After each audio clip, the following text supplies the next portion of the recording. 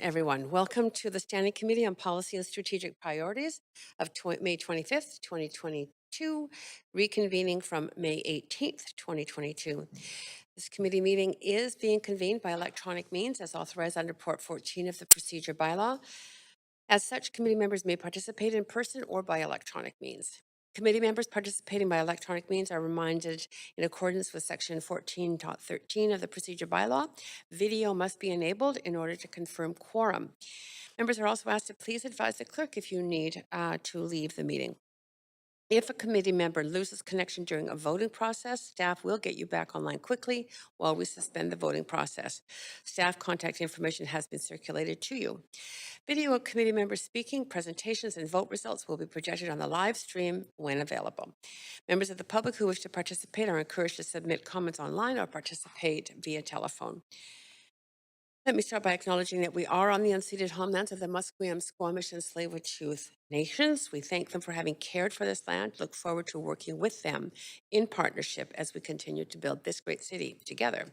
And I also want to take a moment to recognize the incredible contributions of our City of Vancouver staff who work hard every day to help make our city an incredible place to live, work, and play. Clerk, may we have the roll call, please? Councillor Carr in the chair. Mayor Stewart. Present. Councillor Tijanova. Present. Councillor Fry. Present. Councillor Swanson. Here. Councillor Hardwick. Present. Councillor Wiebe. Present. Councillor Boyle. Present. Councillor Dominato. Present. Councillor Bligh. And Councillor Kirby Young has a leave of absence from 3 to 6:30 for civic business. You have quorum, Chair Carr. Thank you. Today we are going to continue hearing from speakers on the Broadway plan, starting with speaker 67. Speakers should follow along on Twitter at Van City Clerk for updates on the progress of our meetings so they don't miss your turn to speak. Any comments on agenda items can be sent to council using the web form on the city's website. The link to that form will be tweeted out on at Van City Clerk. I also want to note the City of Vancouver's long-standing commitment to equity, diversion, and inclusion, including utmost respect for all genders. I remind council that when addressing speakers and staff, please avoid using gendered honorifics and instead refer to the person by first and last name or role or title. As a reminder, this meeting is scheduled from 3 to 5 p.m. today. Should the business not be completed, the meeting will reconvene tomorrow, Thursday, May 26th, 2022 at 3 p.m. and we will run with a 1-hour break for dinner from 5 to 6, but otherwise we'll run till 10 p.m. Finally, I would like to remind council members that if amendments are brought forward, please submit them to the city clerk in final written form before the council member introduces them. And please ensure the clerk has received your amendments by using council meeting amendments-DL. Okay, this is our item, Broadway plan. Before we begin, I want to remind speakers you have 5 minutes to make comments, should state whether you are in support or in opposition of the recommendations, and may only speak once. Committee members, you have up to 3 minutes to ask questions to speakers. However, as you know, speakers are under no obligation to respond. I will also ask if speakers are residents of Vancouver if it's not already noted on our speakers list. Following the last speaker on the speakers list for this item, I will go back through the list for those who are not present when their name was initially called. I'll only go through that once. It's not public hearing, so we'll do a once through at the end. We will now continue hearing from the registered speakers, starting with speaker 67, Yevgen Sekretariak. Yevgen Sekretariat on the line. Hello, can you hear me? Oh, yes, we can, clearly. Go ahead, up to 5 minutes. Fantastic. Hello, everyone. My name is Yevgen. I'm a 20-year-old student who just graduated from UBC, living south down Fraser, constantly in the Broadway area, and I am in support of the Broadway plan. I, just as many other adults in Vancouver, am struggling to find any sort of accommodation within Vancouver. Whether it's renting or buying, although that's clearly out of the picture, the citizens here are having a massive demand that is constantly growing and expected to further increase. The Amazon building going up will contain thousands of workers. The new Deloitte office came up. The new Salesforce office came up. These are families that need a place to live. Do you prefer to commute from Coquitlam or Maple Ridge or heck, even Langley? The city of Vancouver needs to become a city, sustaining the growing populations and the future migrating families. Additionally, it is the matter of urban densification that will assist in community building, creating relationships, more friends, engagements and activities, and overall a friendly Vancouver atmosphere. How is that going to be achieved? Consider chances of interactions that are much greater when there's simply a greater population density in the city. That means increased flows of information and exchanges of ideas, spurring innovations, and producing other creative thinking. That's not even mentioning the pure economic impact of the construction, creating plenty of jobs and dealing with the housing supply issue Vancouver has been having for years. Then, the safety aspects are introduced with a more tight-knit community, reduced vehicle traffic flows with additional dedicated bicycle lanes, and improved pedestrian walkways for families with children, all important for individuals to be outside. Being outside is important as for myself as a student, as for everyone else to whose mental health this would be a great contribution. The Broadway plan should be acted upon now. It's critical that we not only proceed with such a development plan immediately, but even build taller buildings with larger units for our families, utilizing space efficiently within the area. As mentioned by many speakers before me, this is a small step in the right direction, and we should further engage in increasing our housing supply in Vancouver. We need to bring vibrance and growth to our community. Currently, I'm planning to move to live in Western Europe, where opportunities of precarity are given in greater quantities. But does Vancouver want more youth and younger adults to plan for that too? Thank you very much for listening to me today. Thank you very much for coming to speak to us. There are no questions for you, but again, really appreciate you taking the time out of your day to do this. Thank you so much. Speaker 68, Rupert Campbell, intended to be at least on this list in person, but I'm not seeing Rupert Campbell in the chambers. Is Rupert Campbell on the line?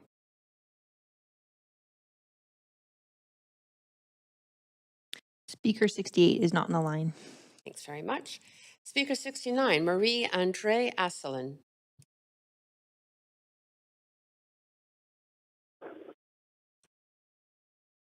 Hello, can you hear me? Yes, very well. Go Excellent. ahead. Yes, go ahead, up to 5 minutes. Thank you for giving me the opportunity to speak before you today.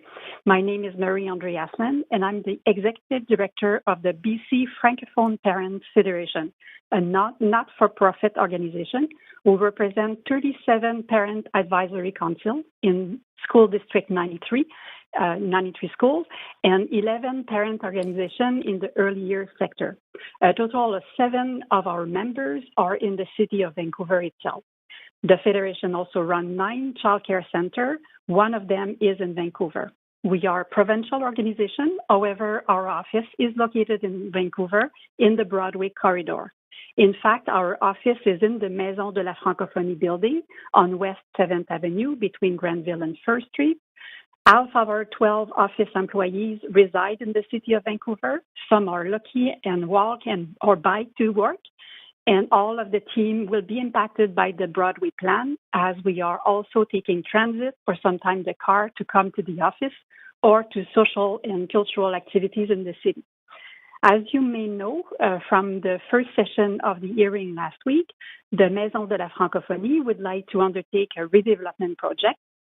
The Parent Federation strongly support the Broadway plan as presented because it is very well aligned with the needs of the families we represent and with the development of the project of a brand new building for la Maison de la Francophonie de Vancouver, which will include offices, learning and meeting spaces, a theater, other cultural and community spaces, and also housing.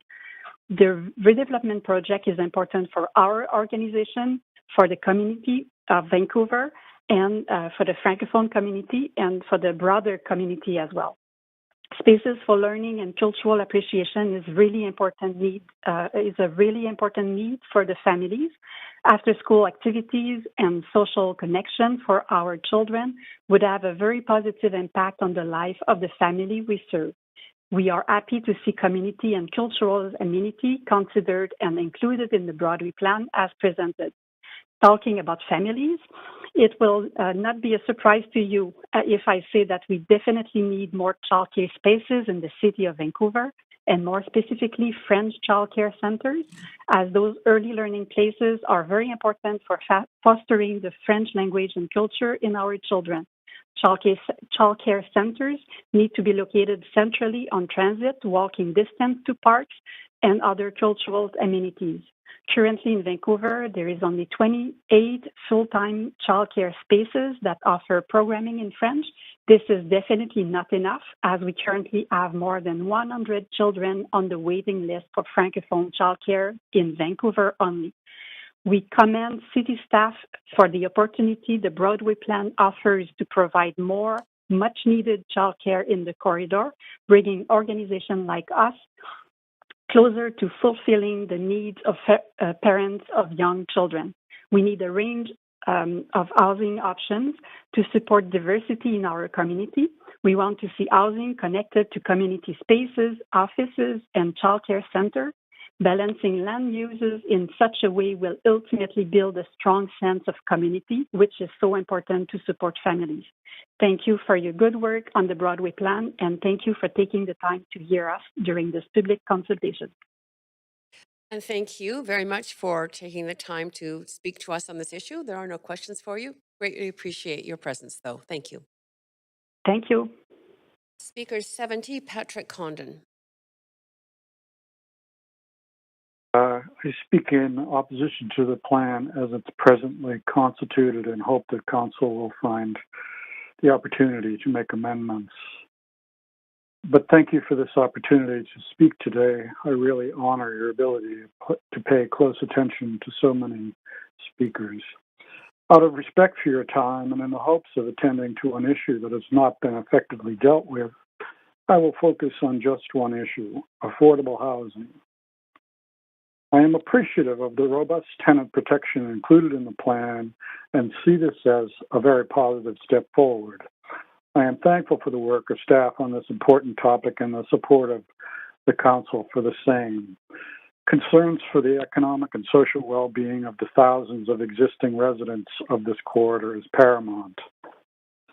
At the same time, I note with some alarm that the number of affordable units imagined in this plan amounts to a small fraction of the total, 6,000 out of the 30,000 units, or 20% of the total.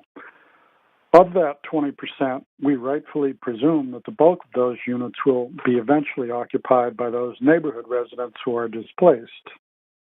But the unfortunate consequence of this may be that all of the other units built in the plan will be unaffordable to those making average household wages of $75,000 and below.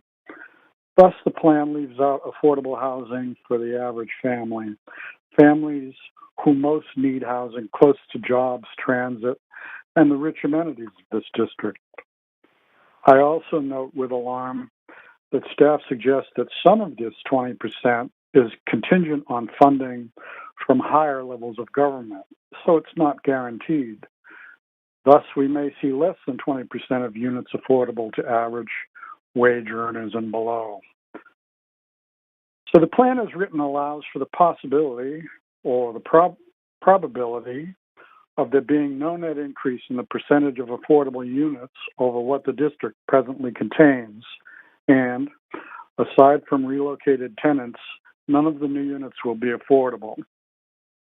Of course, purpose-built market rental units are often assumed to be more affordable, and due to this are largely exempt from land lift charges. But with some of the new two-bedroom units on West Broadway now already renting for over $3,600 a month, it's hard to conscience lumping new market rentals in new buildings together with units that are actually affordable. This seems like a dramatic step backward for the city. It seems to me that there must be a better way to expand affordability than the ones contemplated here. Let me make a suggestion. The city has already committed to a DCE charge, which is really a land lift capture charge of $340 per square foot to return to the city, taking just half the minimum number of units contemplated as condominiums at an average of 1,000 square feet. That would generate almost $5 billion in revenue. $5 billion is enough to offset construction costs for almost 15,000 family-sized units. In other words, 50% of the total 30,000 units could be affordable, not 20%. Of course, land costs must be considered, but these residents making median wages can afford median rents, rents that can offset land and operating costs, like any co-op ordinarily does. Of course, this kind of back-of-the-envelope computation needs more scrutiny. An issue of this magnitude, much like any critical medical issue, for example, deserves more than one consultant opinion that you have received.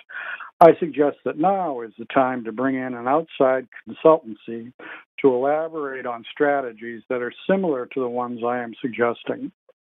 Hopefully that consultancy will have a strong record in understanding how to leverage private investment and captured land lift for the public benefit of affordable non-market housing.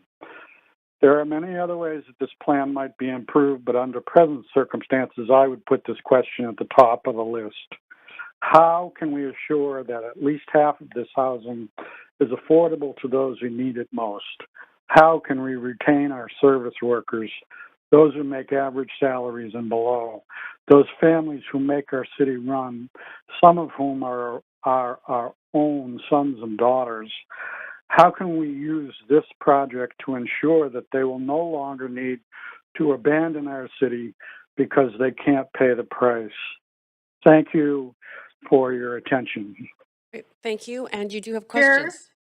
it's Jean here. Could I get on the list? My Creston isn't working. Yep. You're on now. You're second. Councillor Hardwick, go ahead first for 3 minutes. Thanks very much, Patrick.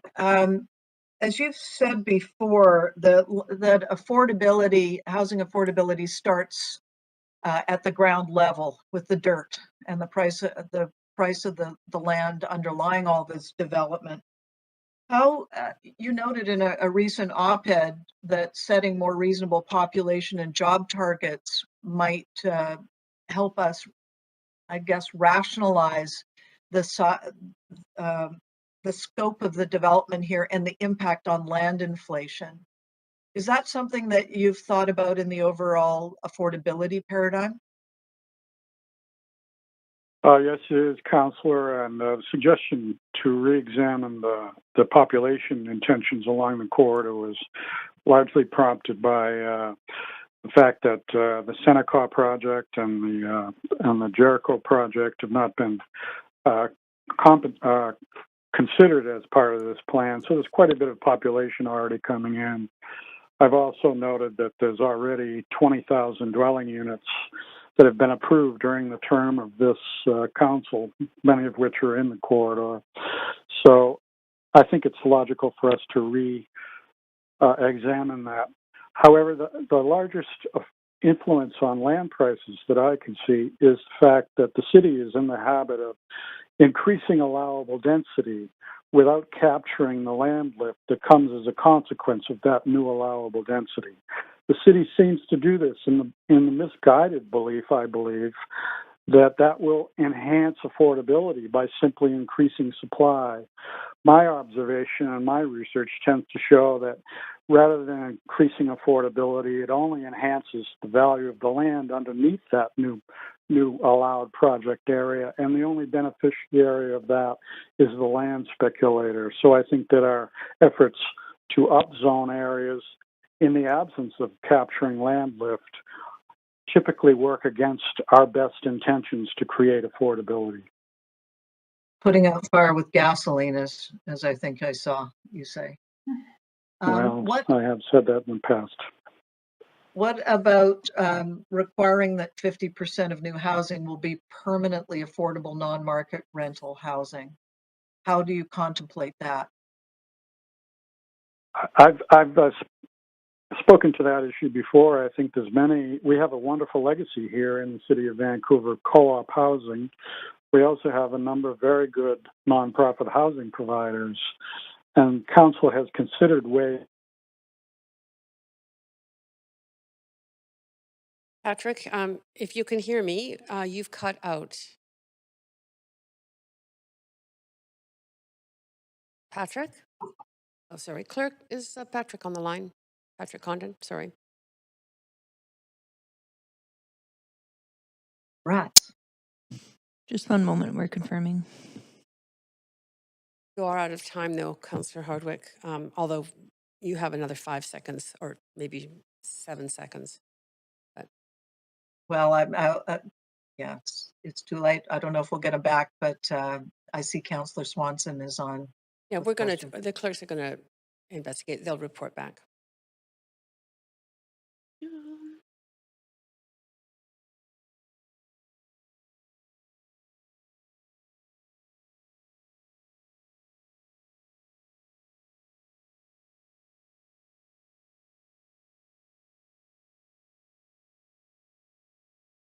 Sorry, Chair, he's disconnected. Okay, so at this point, sorry, Councillor Hardwick, Councillor Swanson will have to, I mean, he may call back in if he does for questions. Clerk, would we allow him back on the line at some point if he does call back in? It wouldn't be to speak, it would be to answer questions, I think. We have two. Okay, great. Okay, thank you. So that it will be council's, if he does call back in, it will be at council's discretion as to whether or not we want to let him answer questions. So meanwhile, I'll move on to Speaker 71, Craig Jorgensen. Is Craig Jorgensen on the line? Speaker 71 is not on the line. Okay. Speaker 72, John Barclay Donovan. Speaker 72 is not on the line. Speaker 73, Gail Gavin. On the line. Yes, we can hear you clearly, Gail. Go ahead, up to 5 minutes. Thank you very much, Mayor and Council, for the opportunity to speak. I'm opposing the Broadway plan. I'm a practicing lawyer, and I would like to speak about the current tenant relocation and protection policy passed unanimously by this Council June 11th, 2019, referencing the plight of residents being displaced by demolition of existing affordable housing and how to effectively use this policy. I will be referencing the provisions of the Tenant Relocation and Protection Policy that provides, quote, key action to strengthen protection for existing residents at risk, using its authority through the rezoning and development permit application process. The policy requires each developer applicant to provide city staff with its tenant relocation policy based on policy requirements. And with respect to the most vulnerable residents, people with low income, seniors, people with disability, and with health issues, amongst others, the applicant developer must provide a plan that at a minimum, if we look at Section 4 of the plan, I think it's 4.2a, limits the impact of relocation by making every effort to secure a permanent replacement option meeting affordability requirements that involve minimal moves for each resident and prioritize options in the current neighborhood. And options in the current neighborhood are deemed suitable or outside the neighborhood only if the tenant agrees. And then the developer must provide a plan that maintains affordability for existing residents, which means the relocation plan must provide a suitable and affordable replacement accommodation option for existing tenants paying rent geared to income, priced at rents that are no higher than what they are eligible for based on existing subsidies, and for all other tenants existing no more than higher of 30% or the current rent.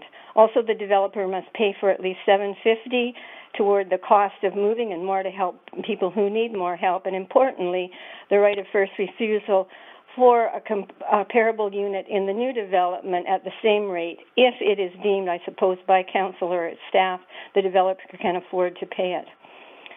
So nonprofits are receiving considerable benefits. A recent upzoning in the heart of the corridor allowed a nonprofit charitable foundation on property it owned for close to 100 years to increase units from 21 to 135 with rent increases currently $450 to $850 a month to a possible increase using nonprofit or affordable housing rent rates of about $1,450 to $4,100 a month for 108 of the new units.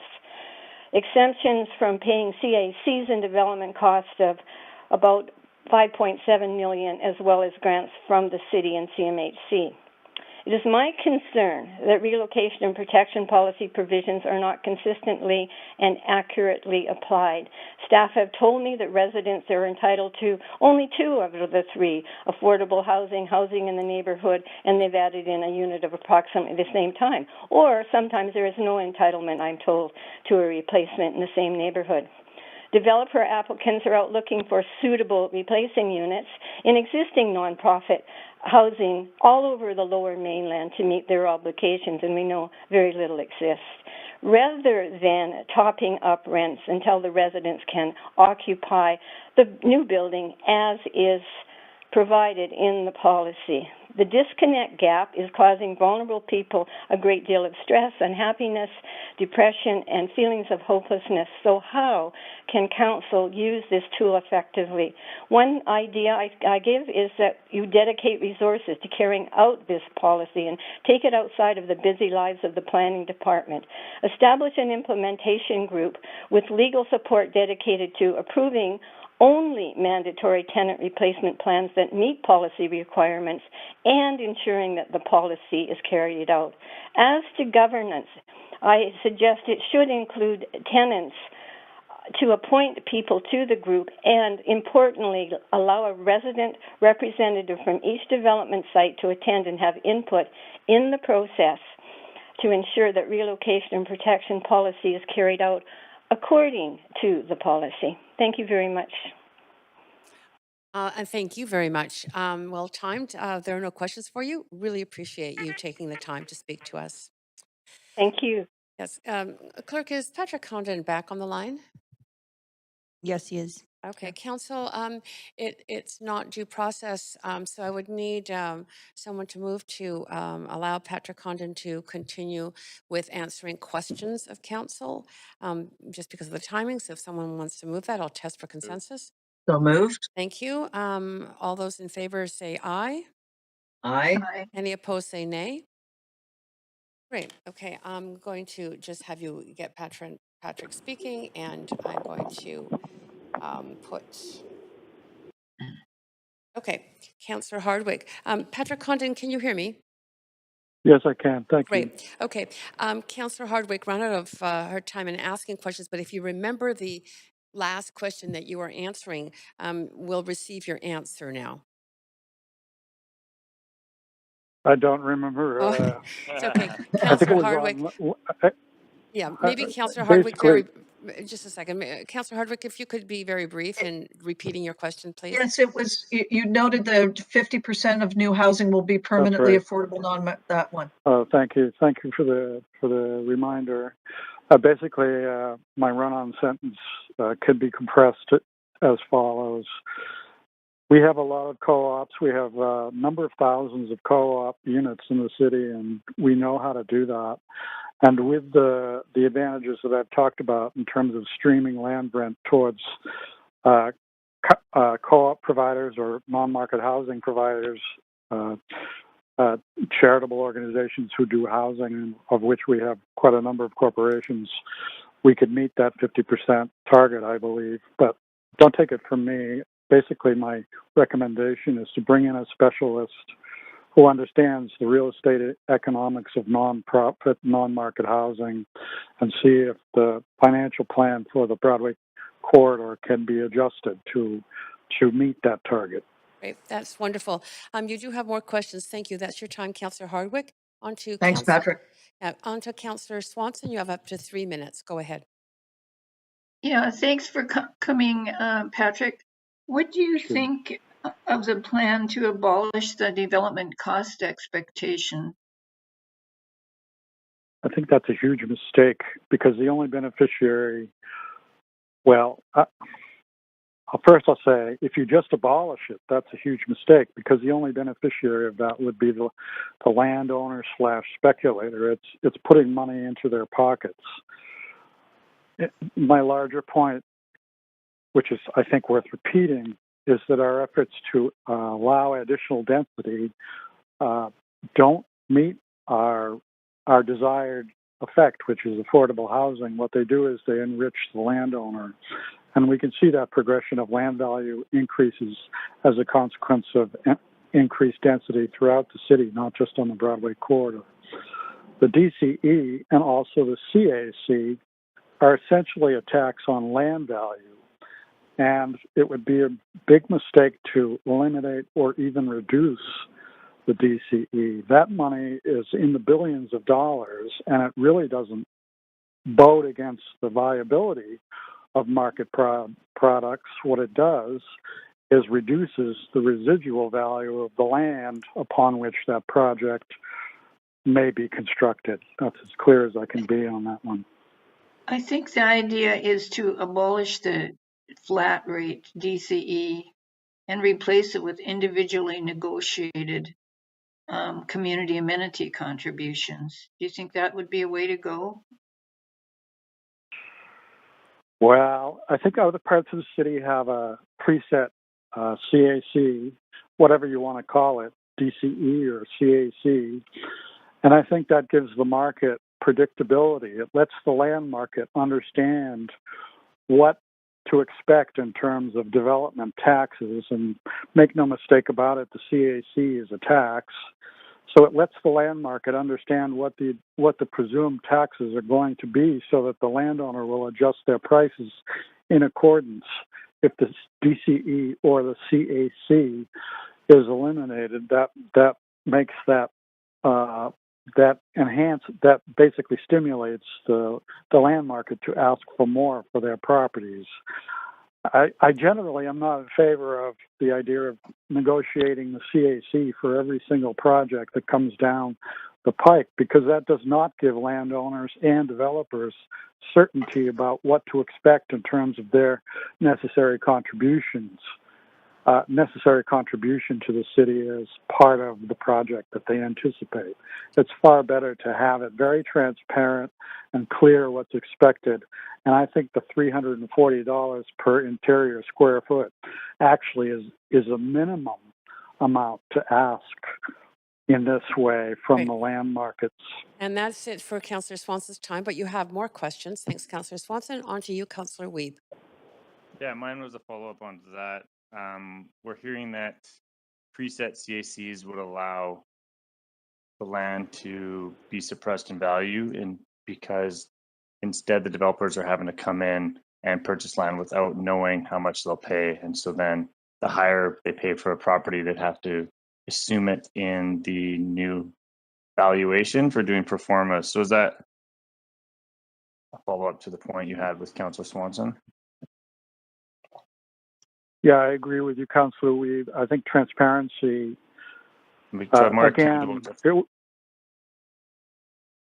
it would be useful to have another consultant come in to give a second opinion on all this. But my observation is the transparency and a preset, call it CAC or DCE, whatever you want to call it, is very valuable in managing the land markets, or what I sometimes call disciplining the land markets. You on this council have all the authority necessary to discipline land markets and to stream what would otherwise be speculative value that goes into the pockets of land speculators into public benefit. And my conversation today is talking about the public benefit of non-market housing. Okay, and then a second point you made, just want to clarify, is that you believe we should be bringing in a pro forma expert from the nonprofit housing sector to look at how we can ensure that we can make the delivery of non-market, co-op, and other forms of housing a priority in this plan.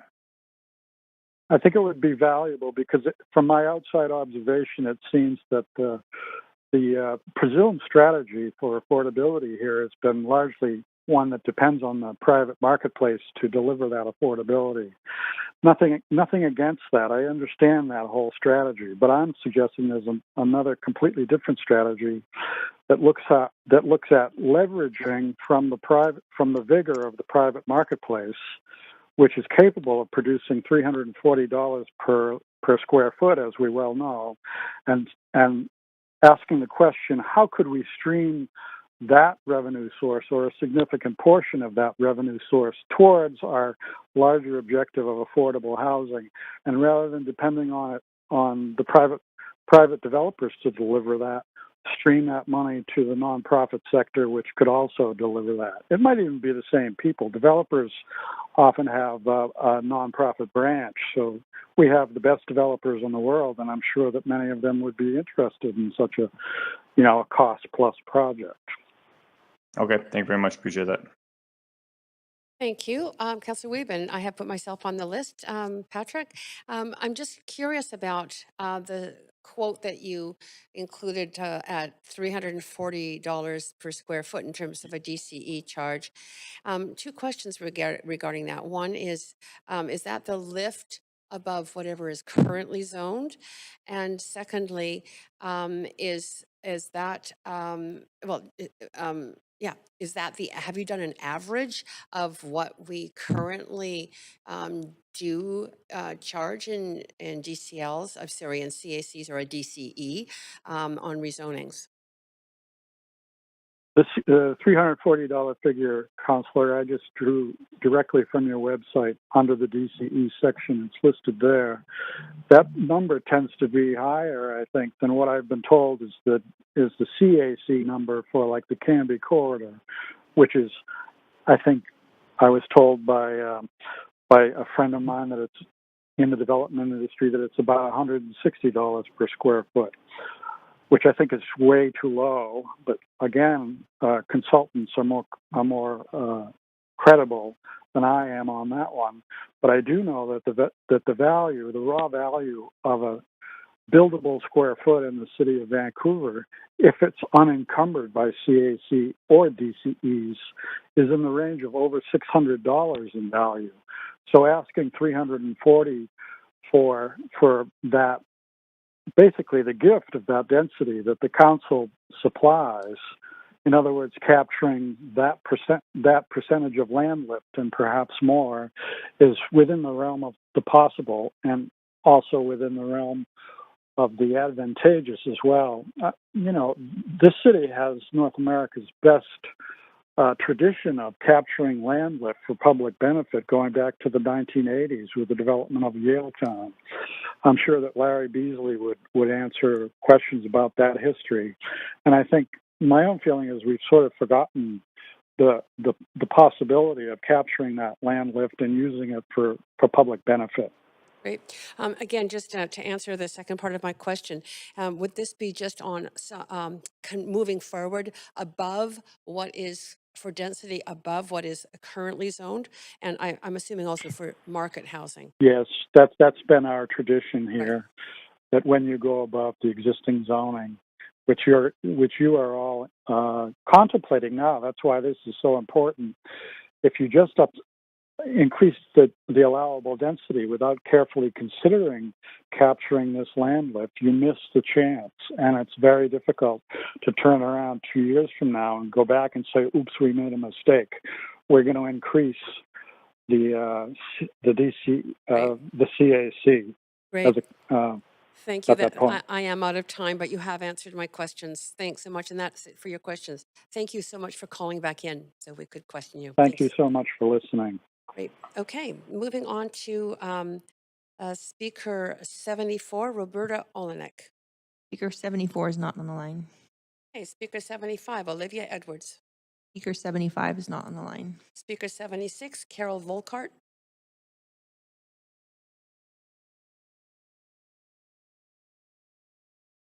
My name is Carol Volkart. I Yes. am a Dunbar resident. Hi, can you hear me? Yes, very well. Go ahead. Okay. My name is Carol Volkart. I am a Dunbar resident opposed to the Broadway plan. Councillors, I sympathize as you sit through yet another marathon hearing on a controversial plan. You must be setting records for long public hearings and quantities of correspondence. I applaud your patience, but I also ask you to stop and think about the reasons for this. Is it because you are at odds with so many of your constituents? Is it because you are not consulting and listening to the people whose lives will be affected by these plans? I thought about this when I came across a booklet recently entitled The Dunbar Community Vision. It was a planning exercise for my community begun in early 1997 and approved by City Council in the fall of 1998. It described a completely different process, a completely different attitude toward both residents and how planning was done, Compared to today, it seemed naive, touching, and maybe even a little bit quaint. The assumption was that residents who know and love their neighborhood could be trusted to come up with plans for its future, plans that would be acceptable both to their fellow citizens and to the city. Another big assumption was that residents' opinions really mattered, that accurate surveys should be done and the results treated with respect. Nothing went forward without majority approval. The Dunbar Community Vision was part of a larger overall plan known as City Plan Directions for Vancouver. The city set overall directions and neighborhoods brought them to the community level. The Dunbar process began with community outreach and a weekend ideas fair.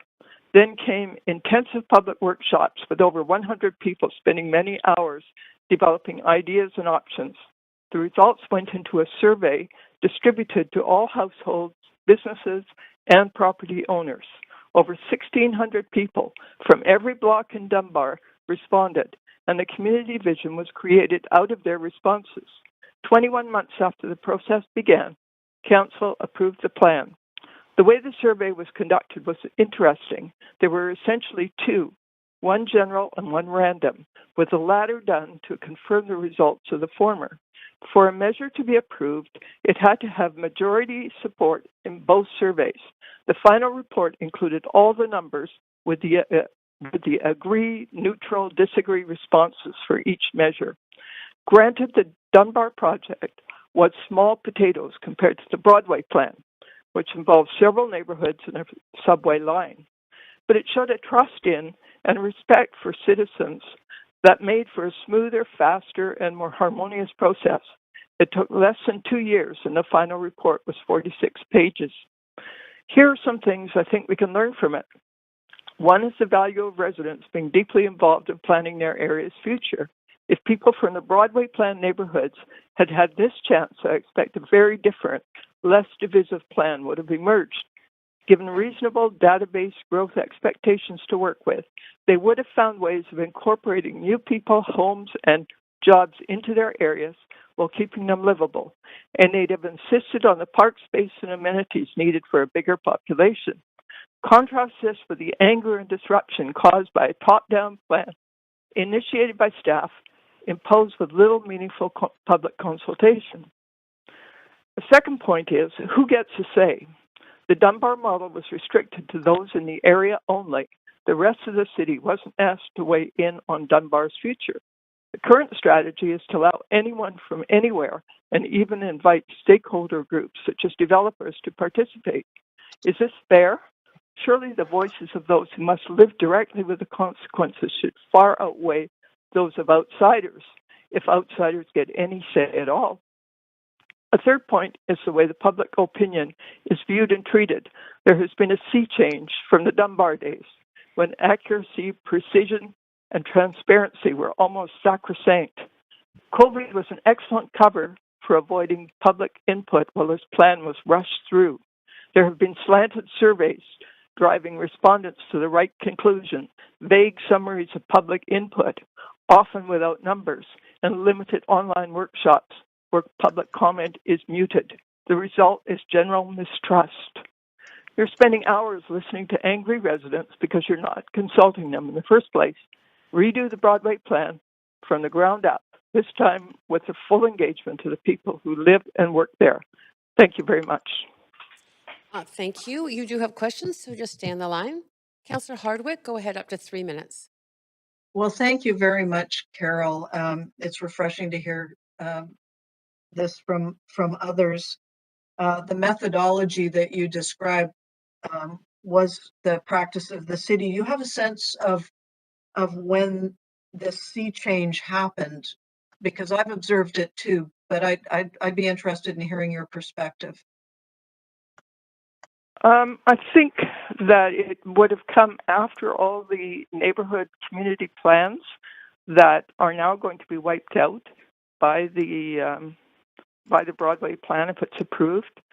So there was this whole history of listening to residents and involving them deeply, and somehow after all those neighborhood plans were done, and I'm not sure the dates of those, this this whole idea seemed to have changed, that residents should kind of take a back seat, and that somebody else was going to come up with the big ideas and then ask them what they thought about it.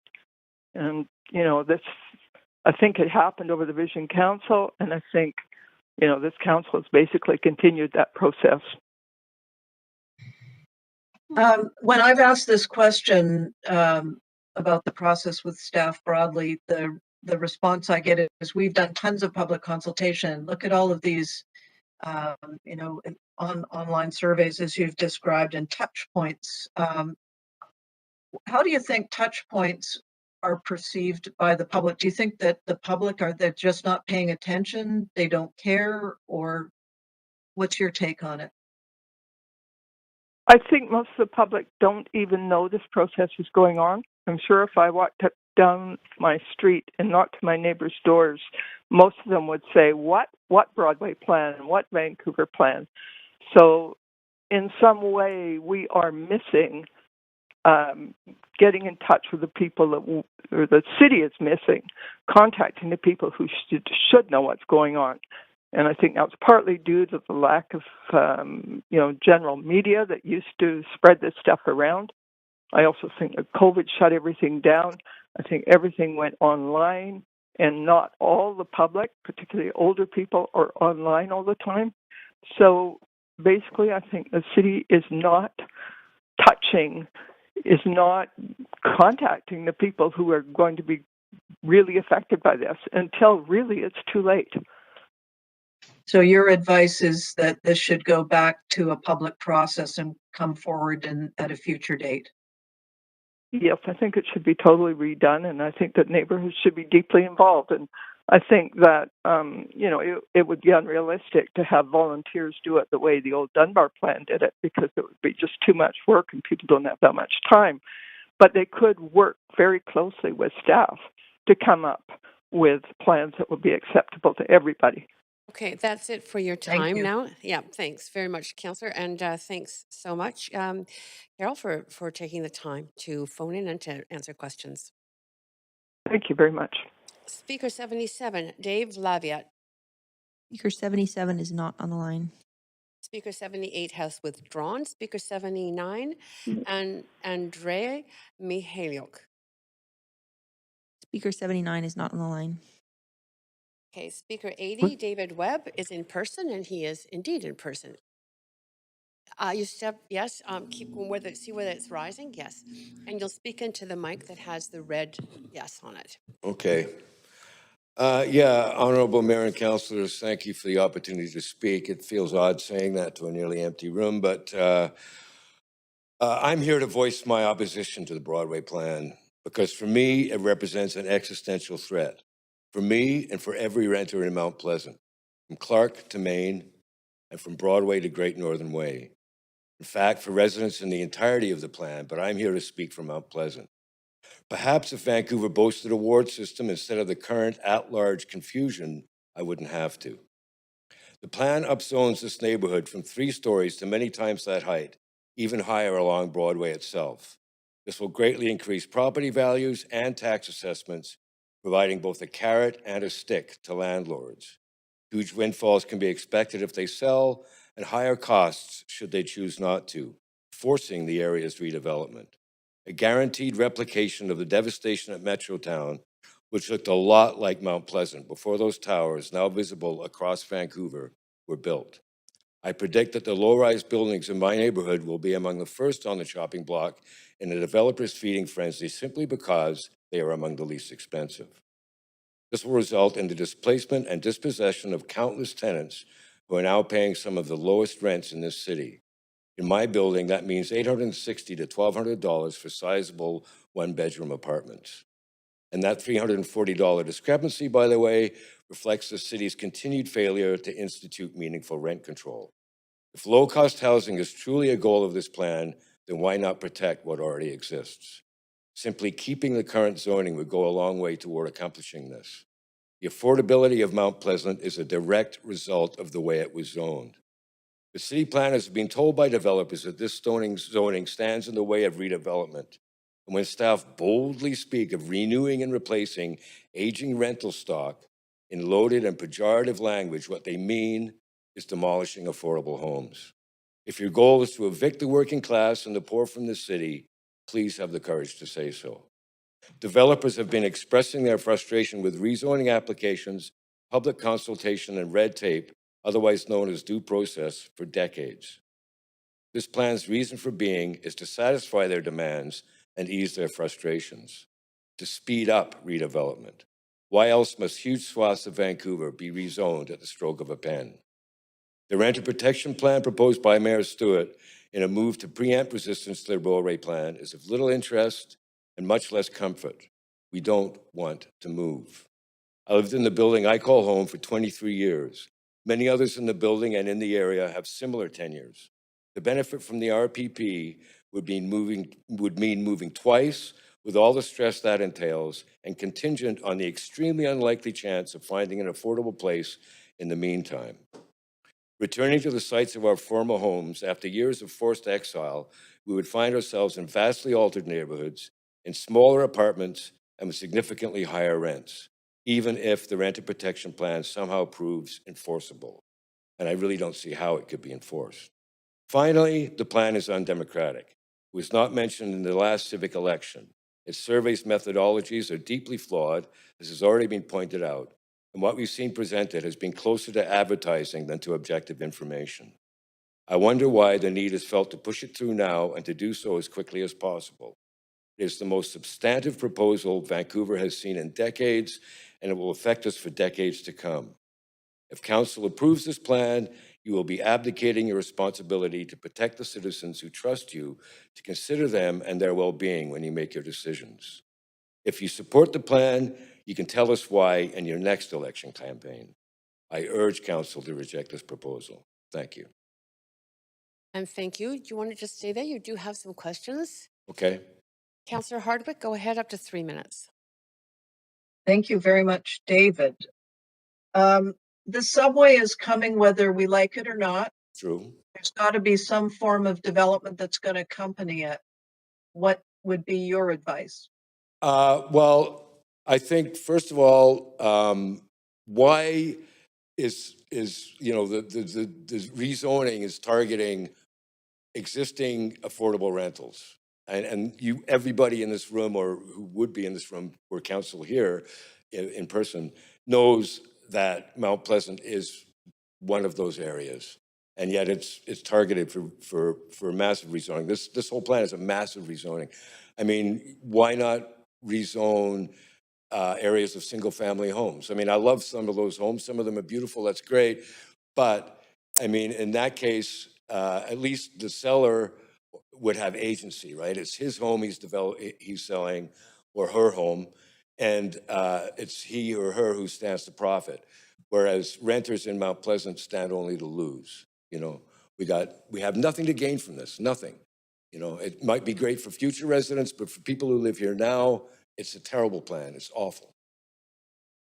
You mentioned that you felt that this process was undemocratic at the end of your comments, but you started it with a reference to a ward system. Do you think it would make a big difference if there were a ward system or some form of community representation in place in evaluating projects like this? Yes, I really do. I think that the at-large system is, I mean, there's like, for instance, okay, I live in Mount Pleasant. Like, who's the councillor that I turn to for my concerns? I mean, it doesn't work that way, and it should. I mean, that's what democracy is about. I was really disheartened, I don't know, it was about 20 years ago or so when there was a referendum about having a ward plan. Why it was voted down, I don't know. I wish it hadn't been. You know, when I first started looking at this Broadway plan, I thought, okay, there's nobody on council, you know, that I can turn to except maybe Jean Swanson, but her remit is really, you know, the downtown east side. So I emailed her. I emailed Melanie Mark, you know, or I think that's her name, the MLA, and the MP, Jenny Kwan. I got no response from any of those three. And that was disheartening too.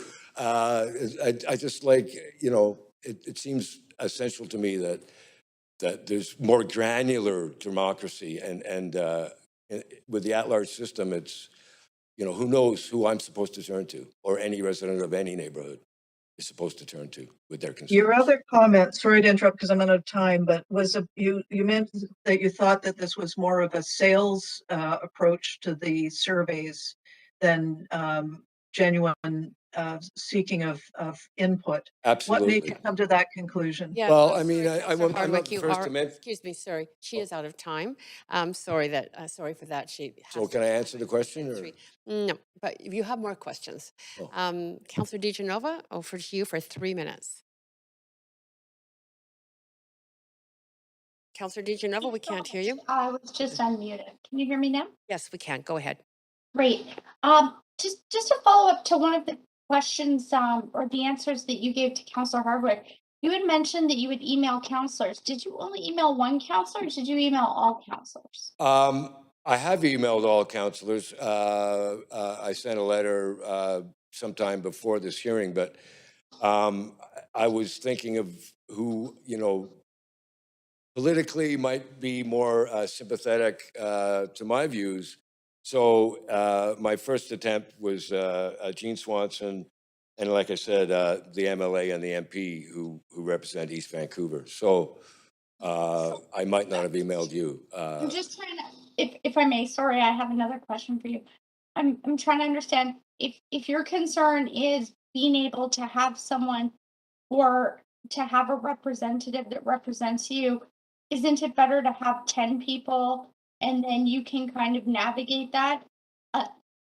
Let's say you live in a neighborhood and you're not politically, as you said, you felt politically, certain councillors would be more sympathetic to you than others. I'm not saying which way that is.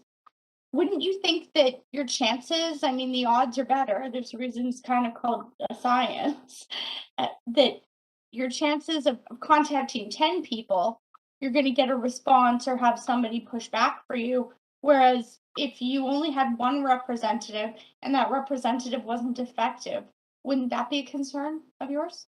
No, because I trust that if there were a ward system where, Mount Pleasant voted for their councillor on council, that councillor would thereby, have to bring up any concerns of the residents of the area they represent. That's kind of how democracy works. Like if I send a letter to an MP, then, you assume that that's your route into Parliament, or to an MLA into the provincial Parliament. But what if they weren't aligned with you politically because you did bring up, you chose one councillor specifically because of that? Can I just ask, I mean, is it 6 of one, half a dozen of another, or you actually feel that this would change things significantly? I definitely think it would change things significantly, and I don't think it's 6 of one, half a dozen of another. I think, as I said, I think the closer to the people the representative is, the more democratic it is. I wouldn't expect anybody elected in any neighborhood to necessarily agree with everything every resident ever said to them. However, they would feel constrained to listen to the concerns of the residents of the area they represent and hopefully bring them to council. Right? Just yes, And sorry, Councillor DeGenova, that is it for your time. You cut me off before my 3 minutes. If you could not do that again, I'd really appreciate it because I did start 10 seconds late. Thank you so much. Councillor DeGenova, I reset your timer at the very beginning. I gave you those extra 10 seconds. Councillor Fry, go ahead for up to 3 minutes. Yeah, thanks. And much as I would love to get into a debate about representation in ward systems, which isn't really the subject of the conversation here, but it is. Yeah, no, we're supposed to stick to the actual Broadway plan. So, but I do want to focus and highlight something that you said about this plan may work for future residents, but it doesn't work for folks now. And that's a salient kind of sentiment. And I've unfortunately I had to miss the first session on these speakers because I was in Victoria, and I heard the premier very distinctly say we're expecting 100,000 people a year for the next 10 years in British Columbia, And the reality is a majority of them are going to be coming to Metro, and even more of them are going to be coming to Vancouver. So we have to accommodate more folks moving to Vancouver. That's a simple fact of the matter. We have a really low vacancy rate. What would satisfy you in accommodating those future residents, which we have to do? Well, as I said, I think, part of the plan also is, as it's written and as it was presented by staff, I watched the meeting last Wednesday, is to preserve and protect as well as provide new affordable housing. And it seems like, these potential residents, and this plan to me is not only designed to accommodate future residents, but actually to attract them. But why should it be low-cost renters who bear the brunt of the new development? Where are we supposed to go? Because this... And I don't think low-cost renters should. So I think Right. that we're on the same page there. I think there is Right. articulation, and perhaps it could be more strengthened around how we protect renters. And it's not even low-cost renters. We're talking median income. We're not meeting Right. the average income of the average Vancouverite, not just low-income folks. But so I guess what I'm getting at then is you're okay with adding more density. You're okay with adding more people. Obviously considering we got this new SkyTrain that's going in, you just want to see more robust protection for folks who are renting. Definitely. And I don't think the RPP provides it. I don't think it's enforceable. I don't see how City Hall can chase down every developer and make sure that they're looking after every tenant. It's impossible. As for increased density, like I said, I love some of those homes on 10th, 11th, 12th, whatever. Some of them are very beautiful, but why can't those people decide to sell or not to sell?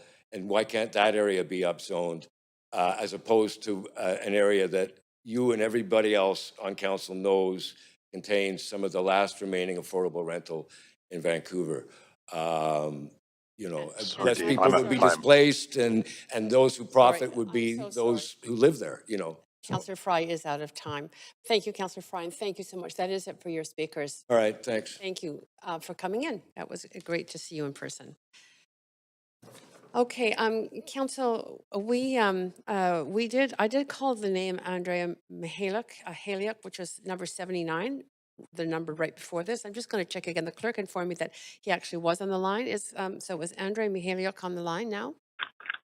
Yes, hello, can you hear me? Yeah, sorry that we skipped over you inadvertently, but go ahead. You have up to 5 minutes. Okay, thank you. Greetings, Mayor and councillors. I am here today to express my opposition to the Broadway plan.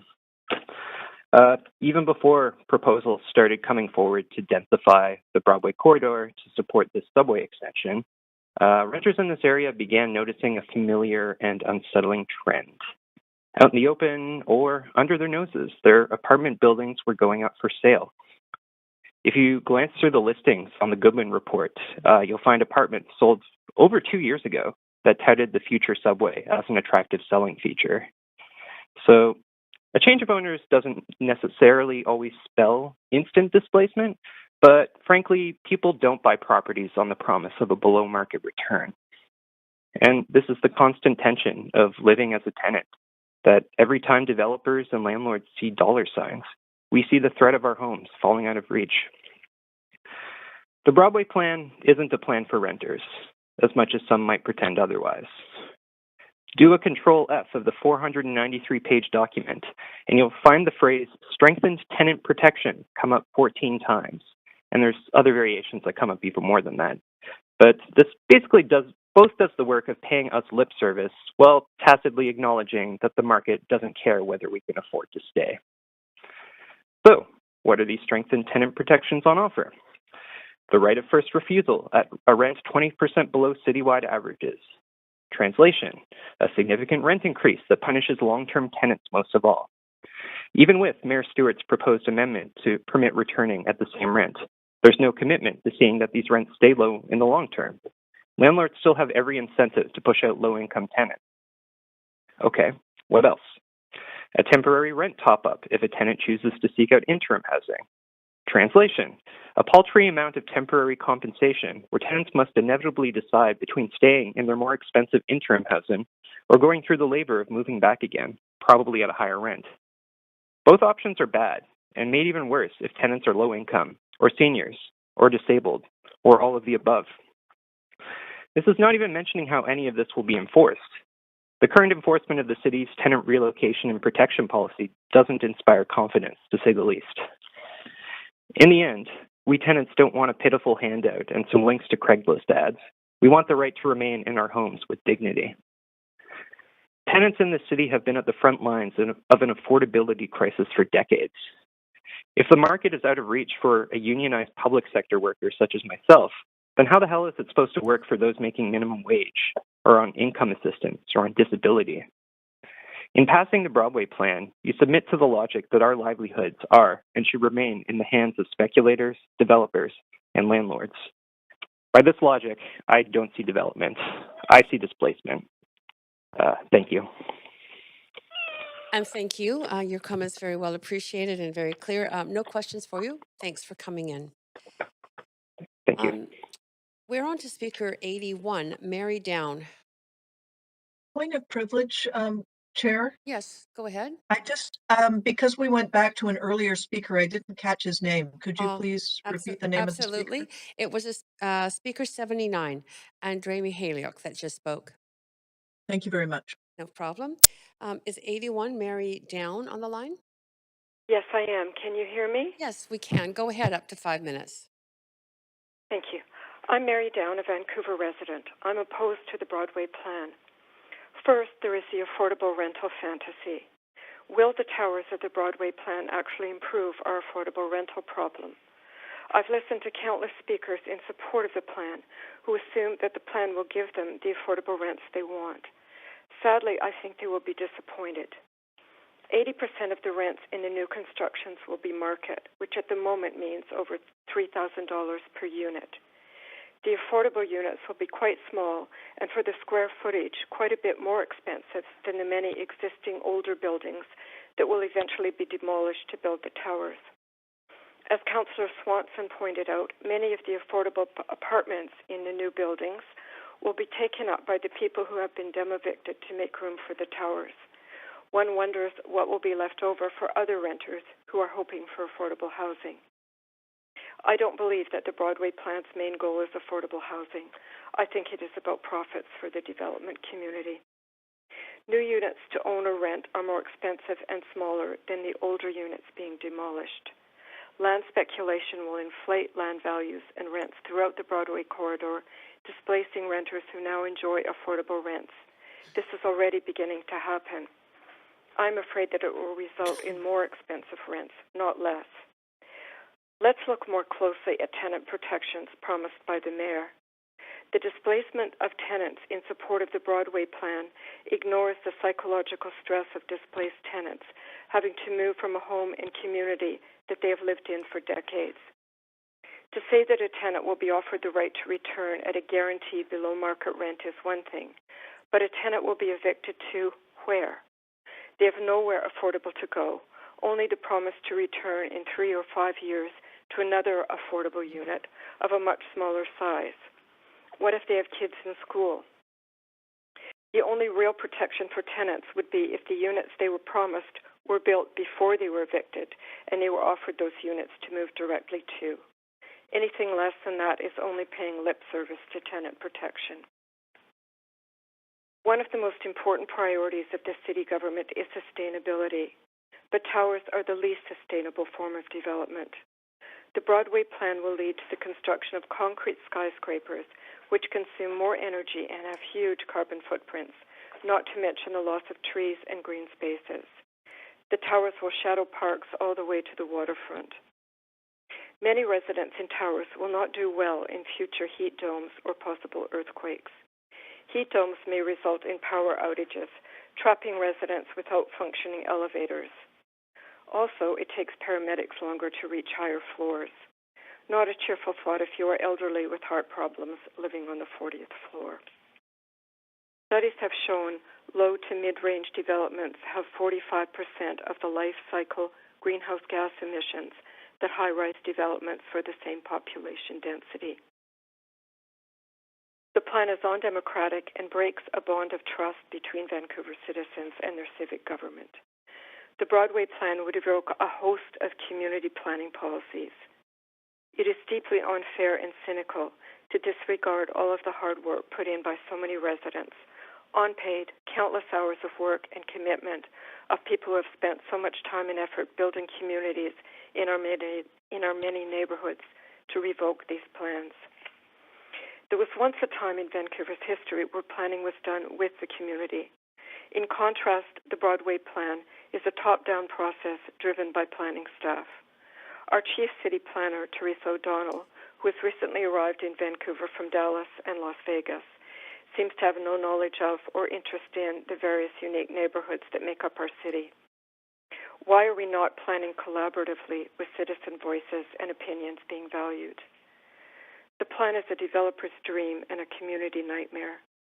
You were voted onto council by the people who live in Vancouver to represent our interests, not that of the development community.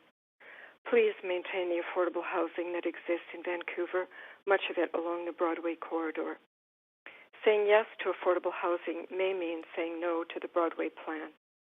The stakes are very high for this beautiful, extraordinary city that we share. Thank you. Thank you. And you do have some questions if you want to just hold on the line.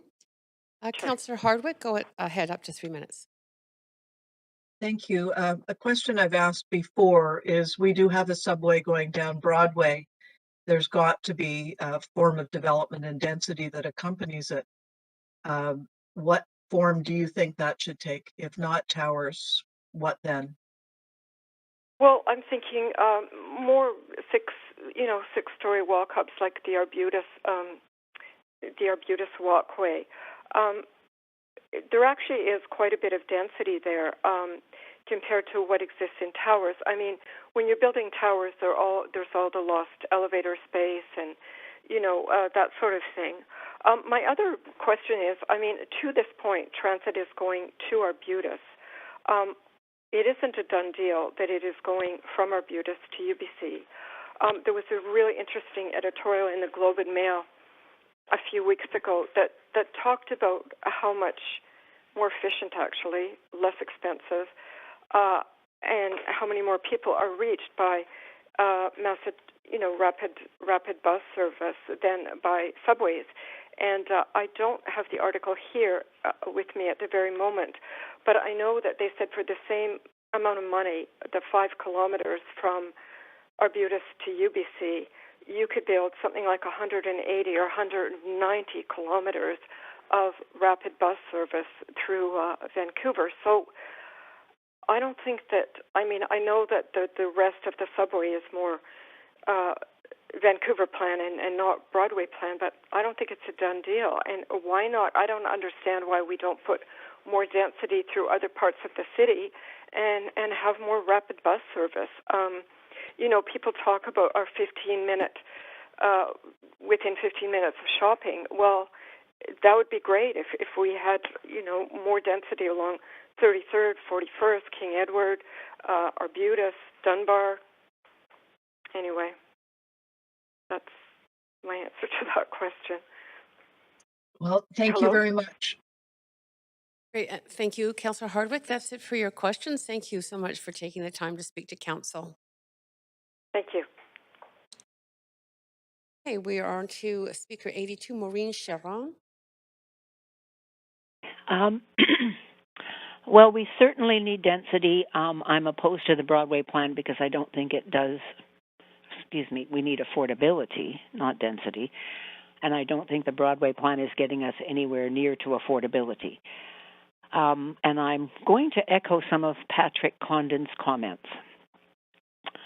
I must say, after listening to the MST presentation last night on the Heatherlands, I have much more faith that they will be delivering affordable housing to Vancouver, and certainly it won't be coming from the Broadway plan. And one advantage of the Heatherlands project is it's not going to displace one person, which has been a major commentary of many people before me. First of all, I'm going to talk about my experiences from 1976. So I moved into the South Granville neighborhood, and the building is still there and well maintained. It was a 9-year-old concrete 12-story high-rise. I had a large one-bedroom, and I paid $208.50, which, interestingly enough, converted to today's dollars, is slightly a bit over $1,000. So how did we get up to $2,200? So we've got a 220% increase over inflation in the rent for that apartment. So who's the beneficiary of this land lift? As Patrick Condon is suggesting, the owners of the properties and the developers. So why aren't we focused on getting the land lift from all the developers throughout the Broadway plan? And giving up CACs and DCLs is just insanity in my mind, because we keep rezoning, but rezoning doesn't get us there. Now let's look at when I was renting, what it required to pay 30% of your gross salary to rent. In today's dollars, that was $40,000. Now it's $88,000. I worked in the public sector my entire career in the IT area, and $88,000 was pretty close to what I earned at the end of a 37-year career. So I don't get this. There was a column that the mayor put into the Daily Hive that said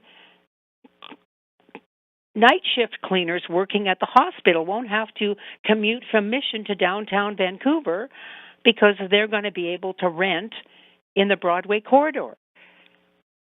I actually did the numbers and realized that $88,000 a year means you're making $45 an hour. Are cleaners making $45 an hour? I'm not sure the mayor did his homework.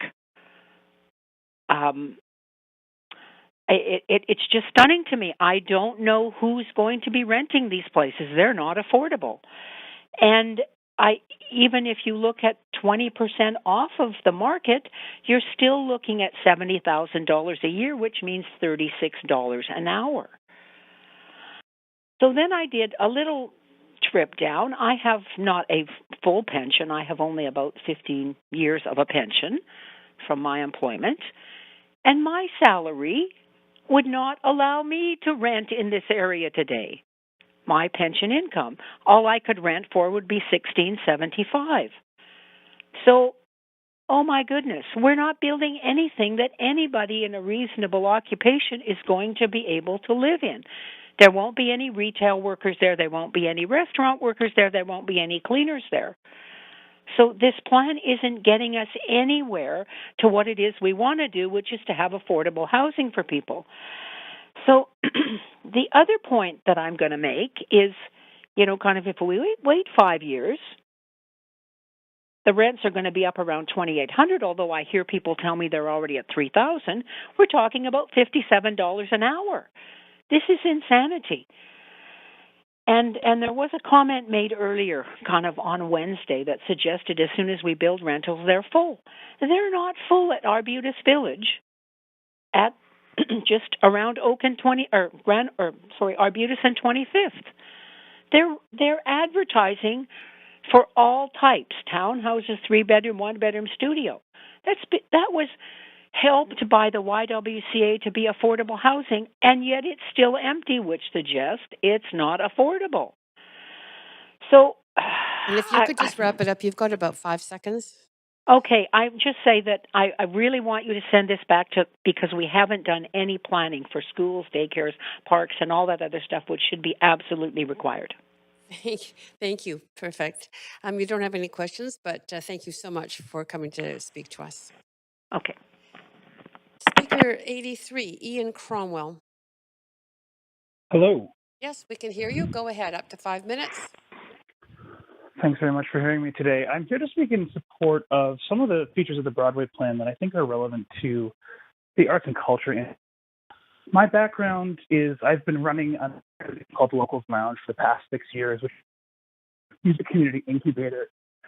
the course of doing this work, a big part of my role is understanding the needs of Vancouver's local music community and the arts and culture sector more broadly.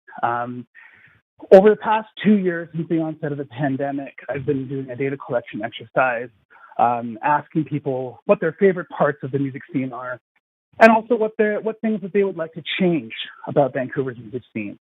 And it probably won't surprise you too much to learn that among the top concerns of local musicians and the people who just enjoying local arts and culture is the lack of accessible and affordable spaces and a lack of performance venues. And in reading the Broadway plan, I was pleasantly surprised to see specific mention of nightlife and performance venues in multiple neighborhoods across the plan, including in Mount Pleasant, in South Granville, in the 12th and Kingsway area, and on the north end of Main Street. I think this is really encouraging to see arts and culture explicitly included in how the future of the city should progress. The arts and culture industry is a low emission and a high impact industry that employs thousands of Vancouverites. It is a crucial part of how we're going to recover as we exit the pandemic and how we're going to rebuild community.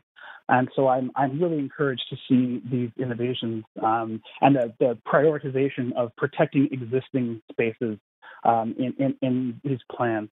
I also was encouraged by the use of the incorporation of creation spaces in the Mount Pleasant industrial area. I know that there are a number of arts and culture organizations and spaces currently using that area, and I think that there is a huge opportunity to really unlock the power and potential of a burgeoning arts and culture sector in these light industrial spaces that they can share with other forms of industry. I was also really, really encouraged by the creation of the cultural ribbon in the Creative District. For those unfamiliar, this is the area between Main and Clark along Great Northern Way that contains Emily Carr, VCC, and other locations that are crucial to the success of the arts and culture industry.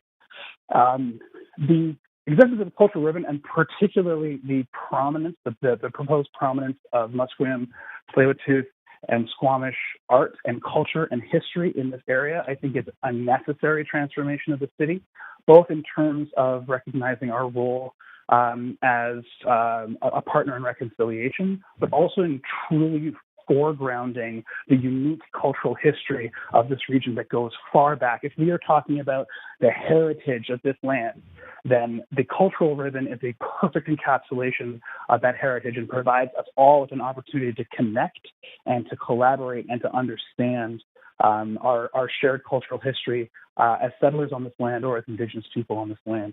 I also note that area contains live workspaces for artists, which is a huge unmet need. Housing for artists. I'm very sympathetic to the comments raised by the last speaker about certain industries struggling with affordability. This is particularly true for artists and cultural creators who don't make a ton of money, and having places where they can live and work and collaborate and share and network and connect with each other is going to be crucial for the future of this city. If we are going to have if Vancouver is truly going to be a magnet for tourists, if we're going to actually have any kind of a cultural impact, it is incumbent upon us to invest in the future of the arts and culture industry in this city. And I think that there are elements in the Broadway plan that do that. I'm encouraged to see it, and I hope that whatever final form this plan takes, that those arts and culture items are preserved and even strengthened beyond what they are currently. Thank you. Thank you. And if you don't mind holding on to on the line, you've got questions. Councillor Weeb, go ahead, up to 3 minutes. Yeah, you talked about the cultural ribbon and putting housing there. There are some concerns about some of the jam spaces and the loss of jam spaces in Mount Pleasant, recognizing there's so few left. Can you speak about the need for the type of space to create art and the need for us to ensure that we put that into the Mount Pleasant plan? And you said there's an opportunity to add to the policy to ensure we're protecting arts and culture spaces. Can you talk about what you would like to see added to this plan that would help us ensure that we are preserving and protecting more arts and culture here in Vancouver? Absolutely. Thanks, Councillor. I'll try to answer this as quickly as I can. Jam spaces and places for arts creation. I mean, I can speak as a musician just to say that these are not just spaces to do work. These are spaces to build connection to decent community. Very crucially important to social fabric and civic involvement, and things that ought to be protected and made more available. I think that it is obvious that there's a collision between residential needs and noise, but I think that those concerns can be mediated through smart planning, and I'm hoping that there will be an increase in the availability of those spaces either there or in the industrial area where there's less residential conflict. As far as strengthening existing spaces, I think first of all there should be some sort of cultural heritage zoning, some sort of protection for spaces that exist, particularly in the Mount Pleasant industrial area. I'm thinking of the Anza Club and the Redgate Art Society in particular, among many others that exist in that space, as the few accessible and affordable venues for local music, local arts, local culture. This is the changes that are made in this Broadway plan should preserve the things that are currently working, like and looking for ways to strengthen and protect the longevity of the venues operating there. I leave it to staff and to the ongoing work of the music plan to come up with some of the specific remedies, but there is mention of certain strategies and certain revenue tools in the music strategy and in the creative strategy to help alleviate some of the costs for venue operators. Thank you. Appreciate those answers. Thanks, Councillor Weep. And that's it for your questions. Thank you so much for taking the time to speak to us. Thank you. Bye. Right. Speaker 84, Alvin Locke. Speaker 84 is not on the line. Okay, Speaker 85, Danielle Peacock. Oh, great. Thank you. Welcome to City Hall Chambers. Thank you. So, go ahead. Ready to go? Okay. Yes, you are ready to go. I'm representing the Mount Pleasant Heritage Group, and we are speaking about the Main Street Village section. Our members have been engaged in the community for 15 years, starting with the 2010 Mount Pleasant Community Plan and 2013 implementation package. The group, born out of that experience, has been engaged with and encouraged by the community since 2013. We have seen the neighborhood change greatly, yet the artistic and working class vibe has persisted for now. As stewards for our community, we took it upon ourselves to engage with the city during the Broadway plan process. We met with many of you during its early phase to discuss having Mount Pleasant's unique village area, affectionately known as the Heritage Heart, declared a heritage district with a heritage management plan. We are grateful to the Broadway planning team for meeting with us several times over the last 2 years. In March, we were invited to the Heritage Stakeholder Workshop with consultants James Burton and Marta Fairvag. This was a lively and welcome session, but much too late in the process to solidify details of conservation strategies.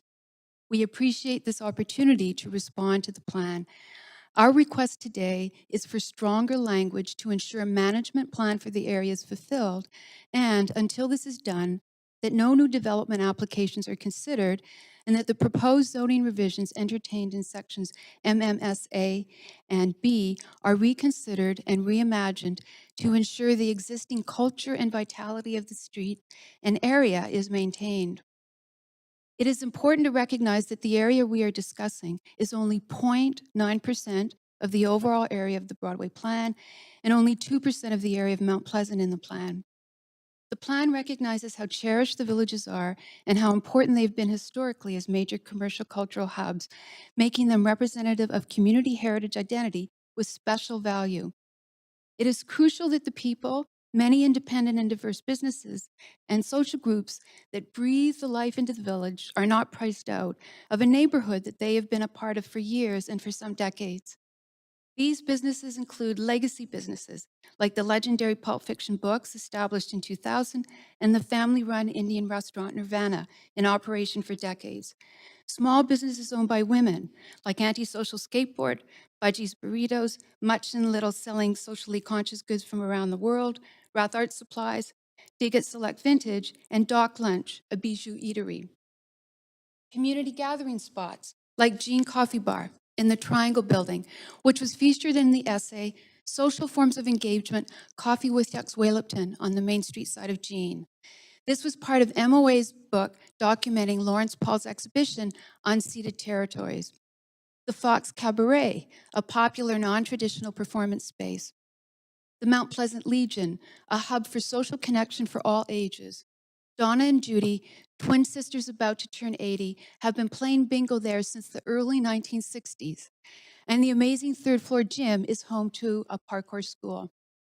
Between 10th and 12th Avenues alone, there are 19 independents catering to diverse needs, including a laundromat, a bike store, Lucy's 24-hour diner, and Pinot Corner store, selling Filipino products.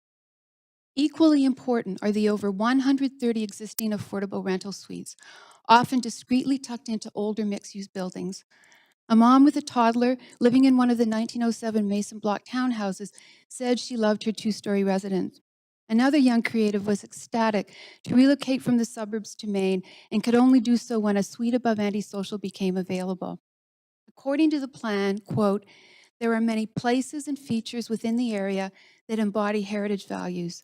Identifying these, both tangible and intangible, helps inform the community and the city about opportunities for stewardship.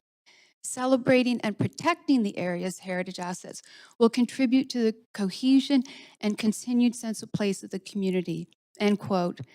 This is exactly what we want, that the Main Street Village is formally declared a heritage district with a heritage management plan.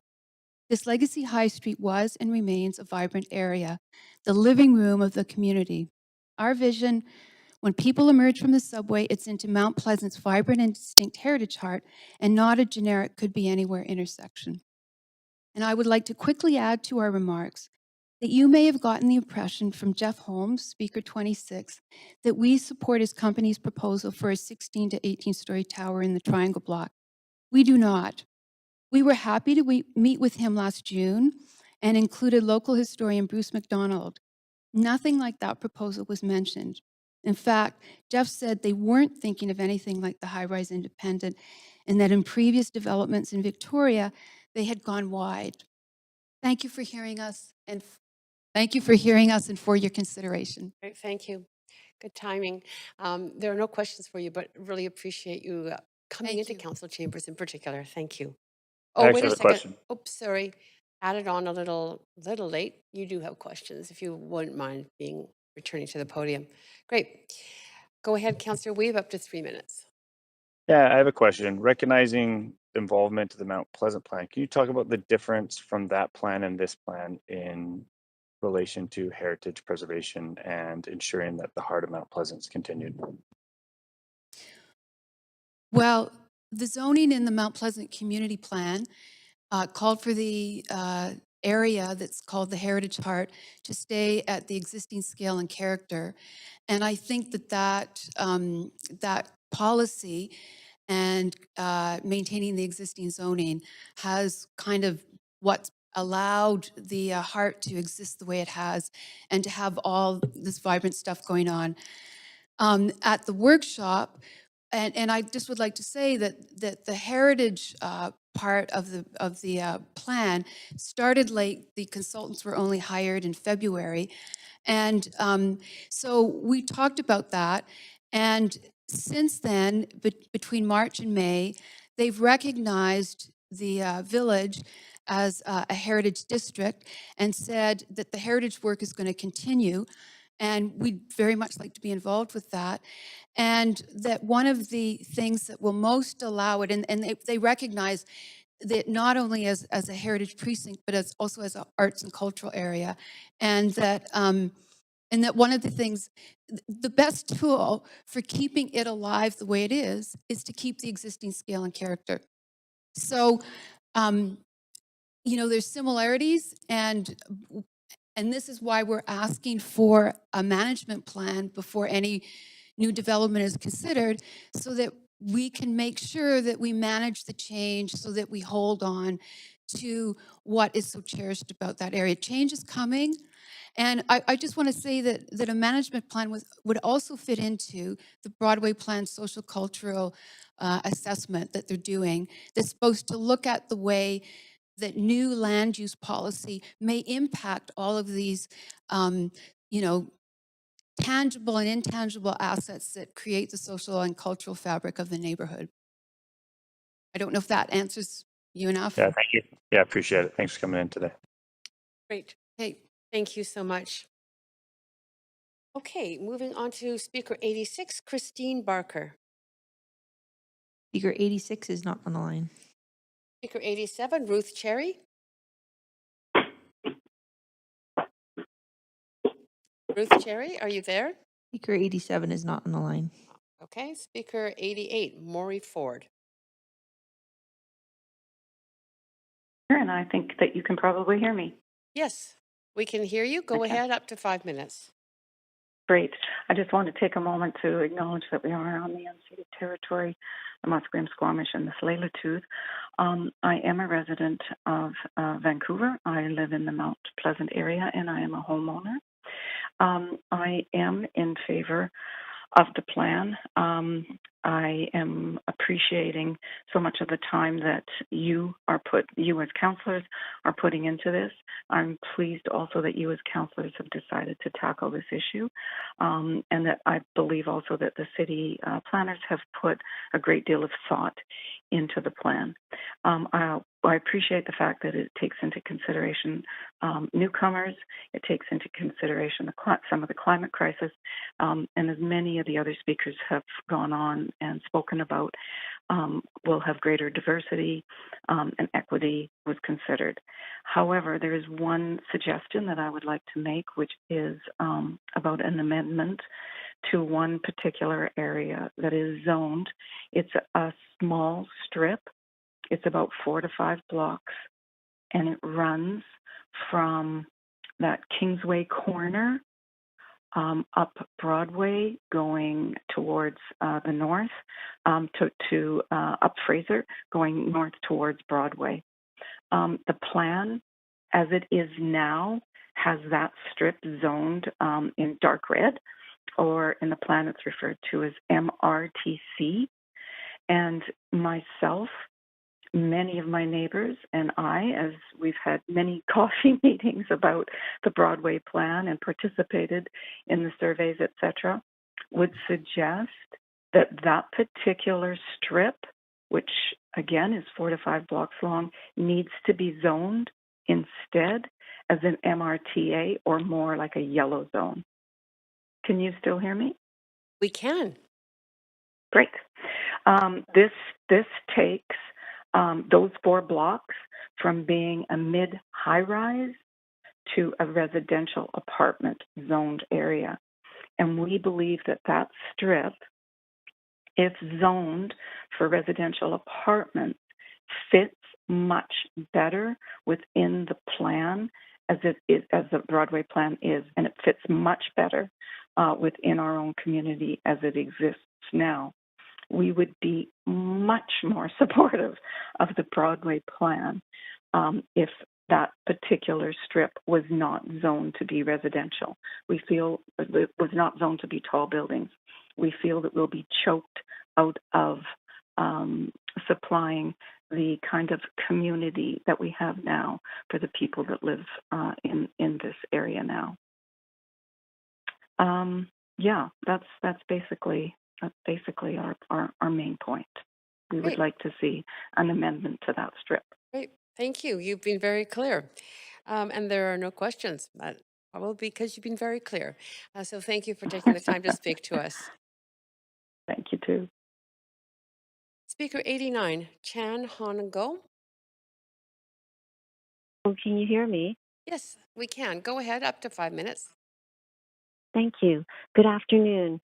My name is Chan Hon Go, and I'm here to speak to you today about Go Ballet Academy and its location within the Heritage Building at Main Street and East 8th Avenue. The Go Ballet Heritage Building is centrally located and is within close walking distance to the future Mount Pleasant SkyTrain station. The property falls within the Main Street Village area of the Broadway plan, with which I have some serious concerns.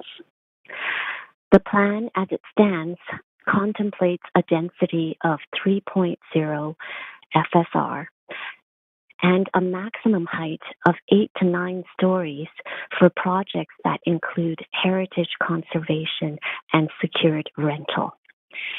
It should be noted under the village designation that is now being contemplated for our area that the city's Mount Pleasant Community Center on the east side of Broadway Triangle and just across the street from us would have exceeded these maximum heights. Further, the neighboring adjacent policy areas, MCEG and MCEA in the Broadway plan, bordering our site, proposes much higher height at 20 to 30 stories. It is important to mention that the Independent by Rise, which exists today only a few blocks away from us, is at a height of 21 stories. The Independent makes an excellent case study for higher towers in this area. What is most concerning is that this plan does not seem to take into consideration ways to ensure Go Ballet Academy can continue supporting the emerging and professional artists as we have for the past 45 years. As it stands, the plan you are considering right now will not allow us to save this beautiful heritage building and continue to operate Go Ballet Academy at our Main Street location. My family has a vision for the property that would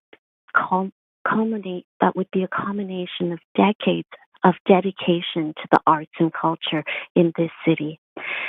It includes the restoration and retention of the building where new studios for Go Ballet would continue its legacy as a world-class cultural institution serving Mount Pleasant, serving our city and the region.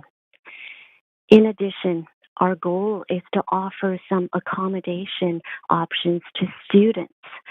We would like to provide new rental homes above the heritage structure that would be dedicated to students, artists, and the community.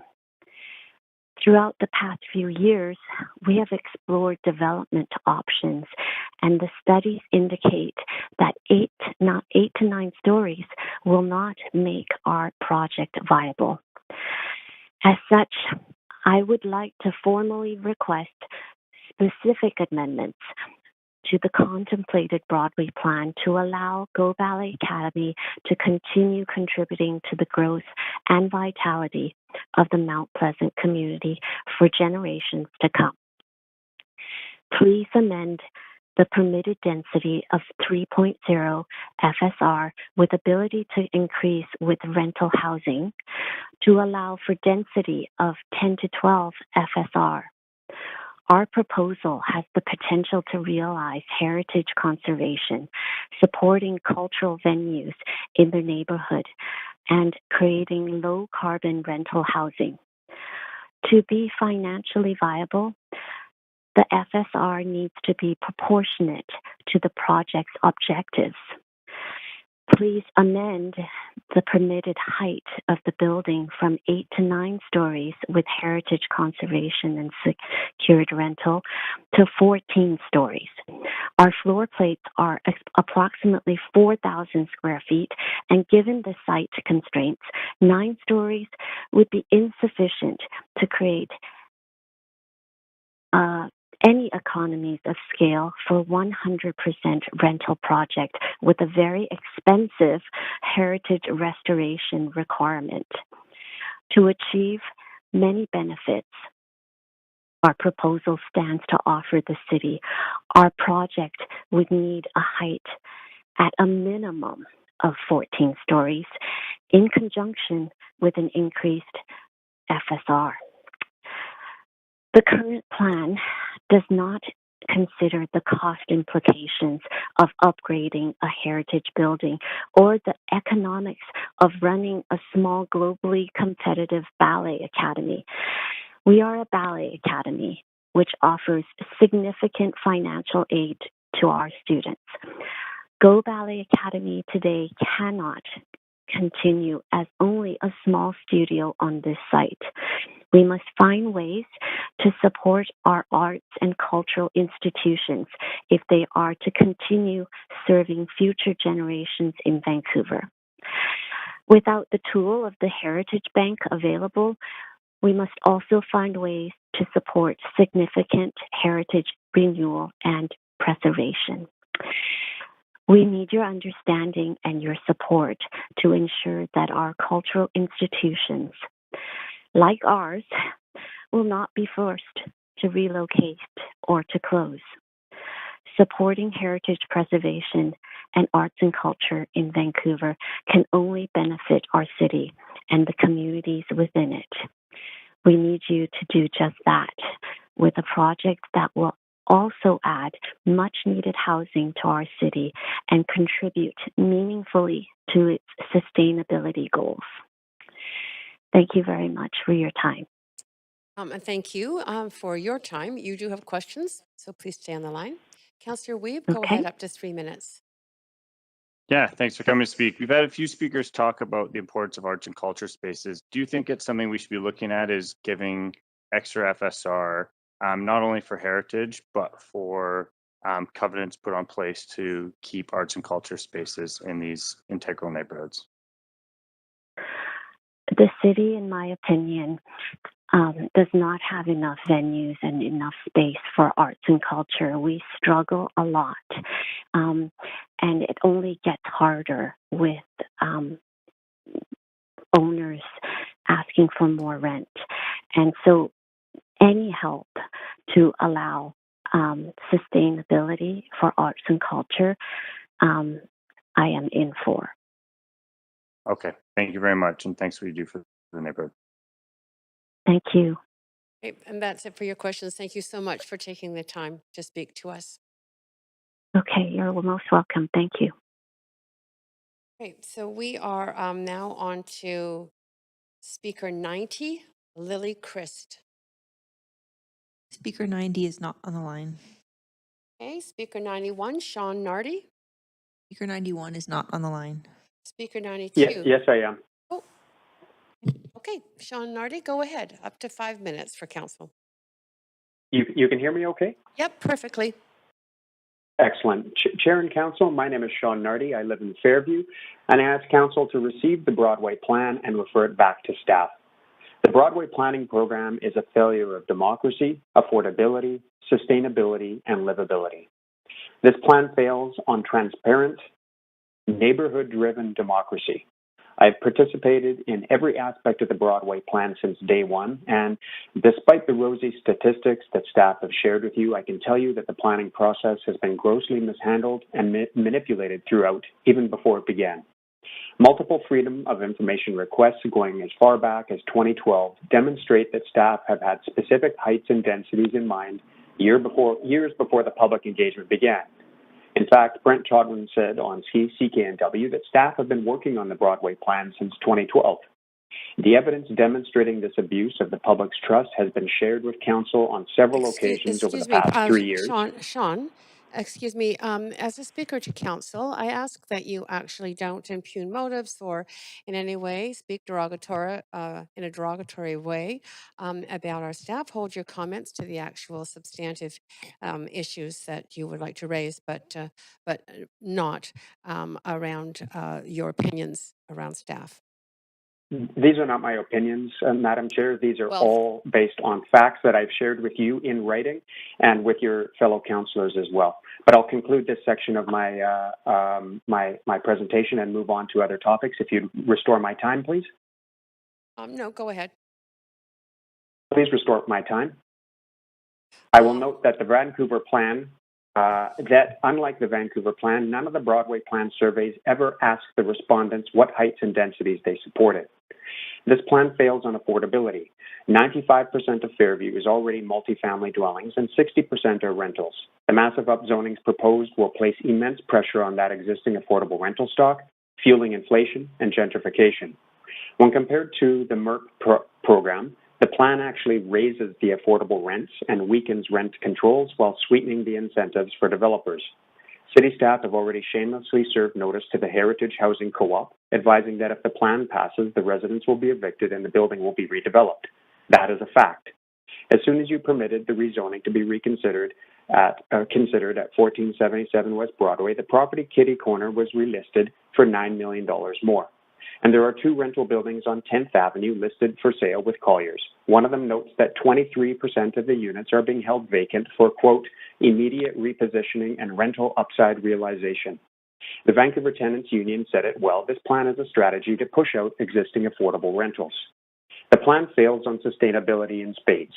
It is completely out of sync with contemporary sustainability thinking, such as donut economics, which seeks to achieve equilibrium respecting the planetary boundaries and social foundations. In fact, BC Hydro and City research demonstrate that the Broadway plan will be completely unsustainable, leading to the destruction of existing wood frame buildings and the replacement with concrete skyscrapers, which consume more energy and have massive embodied emissions. If all 30,000 homes proposed in the plan were produced in 6-story wood frame buildings instead of concrete towers, the emission savings would be equivalent to taking 3,000 cars off the road for the 30-year life of the plan. Do the math. This plan fails on livability. It doesn't contain any detailed plans for new schools, parks, senior centers, community centers, libraries, or other amenities which are needed to support the population growth. Did you know that the supportive policy agreement actually requires this? And the city hasn't done it. The plan talks about existing amenities and provides estimates for the 10-year, $1.2 billion public benefit strategy, but the small print advises that the capital may not be available for these public benefits and that construction will be spread over 30 years. Competent urban planners tell me that this kind of negligence in a plan of this size is unprecedented in Vancouver. The Broadway plan contains a lot of nice promises about Broadway as a great street, children riding their bikes to school in distant neighborhoods, no doubt, but it contains serious errors and glaring gaps that will decrease affordability and livability in our community, and many outcomes that you see in the draft were foregone conclusions before it even began. The plan encourages unsustainable development that is contrary to contemporary sustainability thinking, and it will dramatically reduce the livability of already dense, successful neighborhoods. Everything about the plan is in complete defiance of the best research available on building sustainable, affordable housing and healthy communities with the amenities, merchants, and supports that families, seniors, and people of all types need.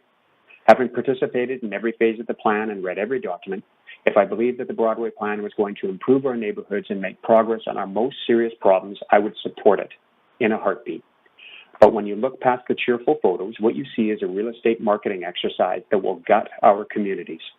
Please receive the plan for information and refer it back to staff for additional work. Thank you. Thank you. You have questions, so just stay on the line. Go ahead, Councillor Hardwick.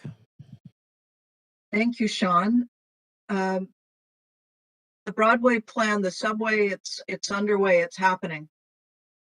If we don't go with the current plan, what do we do from your perspective?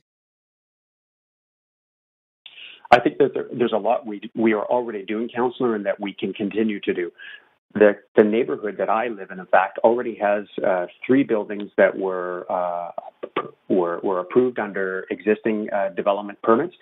And so we're adding additional density already, and we can do more. We can continue to do more within the existing zoning. And I'm speaking strictly about Fairview and the community that I live in. We are already in an existing dense community, and we are adding more density to that community that is within zoning, that is within that C3A permitted, 12 to 14 stories. And that seems, that is a healthy balance that I know a lot myself and a lot of my neighbors agree with. And I think there's an opportunity in those within zoning to add that to add those rentals that our city badly needs. So your 4 points were democracy, affordability, sustainability, and livability. Did I get that right? Yes, ma'am. 4. Okay. Thank you very much, Sean. Appreciate it. You're welcome. Okay, thank you so much. That's it for your questions. Appreciate you very much coming to speak to council. Thank you very much. And council, we do not have time for another speaker. It's a couple of minutes to 5. So the standing committee is now recessed until tomorrow, Thursday, May 26th, 2022 at 3 p.m. We'll run from 3 to 10 tomorrow with a 1-hour dinner break from 5 to 6. And the backup date to that is May 31st, which we also have booked for 3 to 10. So have a good evening, everyone.